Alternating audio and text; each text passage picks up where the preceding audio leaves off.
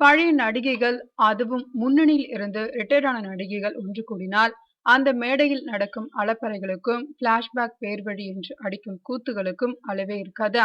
இதில் ஒன்றல்ல 4 முன்னாள் நாயகிகள் பழைய ஹீரோக்கள் என ஒன்று கூடினார்கள்.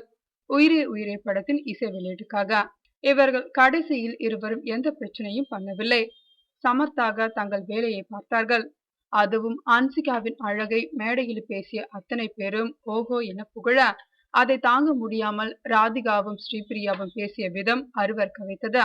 பாடலாசிரியர் விவேகா பேசும்போது, நித்யா மேனனை நினைத்து எழுதாதீங்க, ஹன்சிகாவை நினைத்து பாட்டு எழுதுங்க என இயக்குனர் கூறியதை நினைவுபடுத்தி, இதுவரை பிறந்ததிலே இவள்தான் அழகி, உலகத்தின் மலர்களுக்கு இவள்தான் தலைவி என்று எழுதியதை கூறினார். உடனே மைக் பிடித்த ஸ்ரீபிரியா, அதெப்படி நித்யா மேனனை அழகில்லை என்று நீங்கள் கூறலாம் என்று பிடித்துக் கொண்டார். கூடவே ஹன்சிகாவிற்கு நிகரான அழகி, இணையற்ற திறமசாலி நித்யா என கூறினார். அவரை வைத்து பாளையங்கோட்டை மாலினி என்ற பிளாப் படம் தந்ததற்கு நன்றி கடன் போலிருக்கிறதா. மேலும் நிறத்தில் என்ன இருக்கிறது, அன்றைக்கு தயாரிப்பாளர்கள் எங்களுக்கு குடைப்பிடித்திருந்தால் இப்படி கருத்திருக்க மாட்டோம் என்றார்.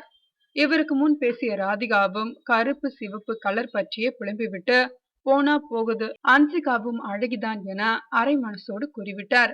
கூடவே சீனியர் நடிகர்களுக்கும் நடிகைகளுக்கும் மரியாதையே இல்லை என்றெல்லாம் கூறிவிட்டு நகர்ந்தார். இந்த இருவரும் பேச பேச ஏண்டா இந்த நிகழ்ச்சிக்கு வந்தோம் என்கிற அளவிற்கு நெளிந்தார் ஹன்சிகா. அந்த நிகழ்ச்சியிலே மிக சிறப்பாக பேசி கைத்தட்டல்களை அள்ளியவர் மோகன் பாபுதான்.